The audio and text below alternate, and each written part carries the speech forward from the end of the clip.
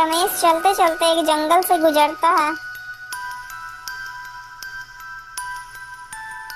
ओहो, तुम दोनों जाओ अब यहाँ पर से, हम तुम्हें अब खाना नहीं खिला सकते। अब तुम दोनों बड़े हो गए हो, इसीलिए तुम दोनों को खुद ही खाना ढूंढ कर खाना है। लेकिन पिताजी, अभी तो हम खाना भी नहीं ढूंढ सकते, कुछ दिन के लिए हमें और खाने दीजिए ना आपका खाना। कौवा जान चुका था कि उसके अब दोनों बच्चे खुद पर निर्भर होकर अपने काबिल खाना खा सकते हैं, इसीलिए बड़ा वाला कौवा अपने दोनों बच्चों को खुद पर निर्भर नहीं रखना चाहता था। इसलिए वो कौवा अपने दोनों बच्चों को वहां से भगा रहा था और ये सब सारी करतूतें नीचे से रमेश देख रहा था। अरे, ये कौवा तो अपने बच्चों को खाना देने से मना कर रहा है, इसे ऐसा नहीं करना चाहिए। चलो अब तुम दोनों भागो यहाँ से, नहीं तो मैं तुम दोनों को चोंच मार मार कर भगाऊंगा। अच्छा ठीक है पिताजी, हम दोनों यहाँ से चले जाते हैं। इतना कहकर पेड़ से नीचे उतरकर वो दोनों बच्चे बैठ जाते हैं।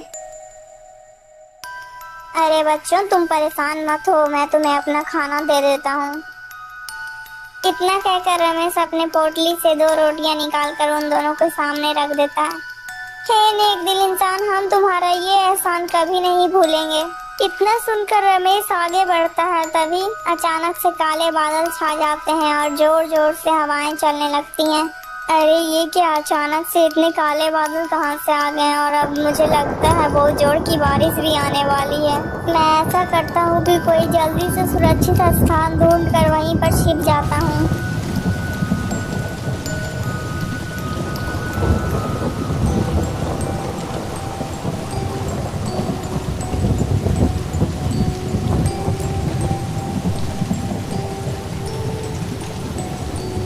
अरे उधर तो एक झोपड़ी है, चलो मैं जल्दी से उसी झोपड़ी में जाकर छिप जाता हूँ।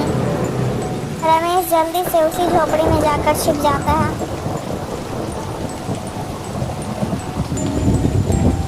ओहो, आज तो मैं कितना थक गया हूँ। मैं ऐसा करता हूँ कि इसी स्थान पे आज रात सो जाता हूँ।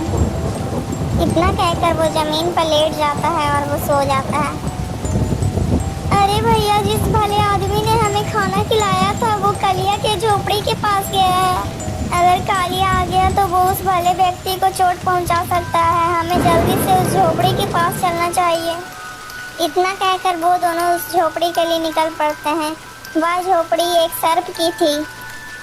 अरे ये मेरे घर में कौन सो रहा है? इसकी इतनी हिम्मत, ये मेरे घर में सोए। रुको, मैं अभी इसे मार डालता हूँ। इतना कहकर वो सर्प उस व्यक्ति को डसने के लिए आगे बढ़ता है। तभी वो दोनों बच्चे आ जाते हैं और उस सर्प को जोर से पकड़ लेते हैं। ओहो, इतनी जोर जोर से कौन चिल्ला रहा है? अरे मुझे सोने दो। अब मैं क्या करूं, इससे कैसे बचूं? अरे राम राम राम, ये कितना जहरीला सर्प है। रमेश जल्दी से पास में पड़े एक पत्थर को उठाता है और उस सर्प पे पटक देता है।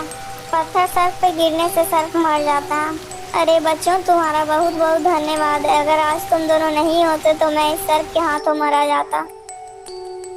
इतना कहकर रमेश आगे की ओर निकल पड़ता है। रमेश चलते चलते एक समुद्र के पास पहुंचता है। तभी वो देखता है एक छोटी सी मछली समुद्र के किनारे पड़ी है और वो तड़प रही है। रमेश को उस मछली को देखकर दया आ जाती है।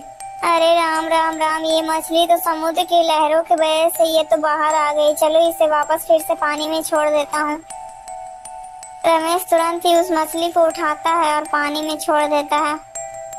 अरे युवक, तुम तो महान हो, तुमने मेरी जान बचाई। मैं तुम्हारा ये उपकार पूरे जीवन में नहीं भूलूंगी। तुम्हें जब कभी भी मेरी सहायता की आवश्यकता हो तो मुझे तुम याद कर लेना। ए प्यारी मछली, मैं यहाँ पर अपने महाराज को ढूंढने के लिए आया हूँ। क्या तुम महाराज को ढूंढने में मेरी मदद कर सकती हो? हाँ हाँ, मैं जानती हूँ। तुम यहाँ से सीधे चले जाओ, वहाँ पर एक जादुई गुफा है। तुम उसी गुफा में चले जाना, तुम्हें वहीं पर महाराज मिल जाएंगे। मछली की यह सब बातें सुनकर रमेश सीधे उसी दिशा में चला जाता है। दोस्तों, अगर आपको ये वीडियो अच्छी लगी तो प्लीज़ वीडियो को लाइक करके चैनल को सब्सक्राइब कर दीजिएगा दोस्तों। और हाँ दोस्तों, इस वीडियो का पार्ट 1 देखने के लिए हमारे चैनल में ज़रूर आइएगा। इसका पार्ट 1 हमारे चैनल में आपको ज़रूर मिल जाएगा दोस्तों। आप इस नेक दिल रमेश के बारे में कुछ कहना चाहते हैं तो कमेंट ज़रूर कीजिएगा। और हाँ दोस्तों, ऐसी और कहानी देखने के लिए हमारे चैनल के साथ बने रहिएगा। दोस्तों आगे की कहानी सुनने के लिए हमारे चैनल के साथ जुड़े रहिएगा।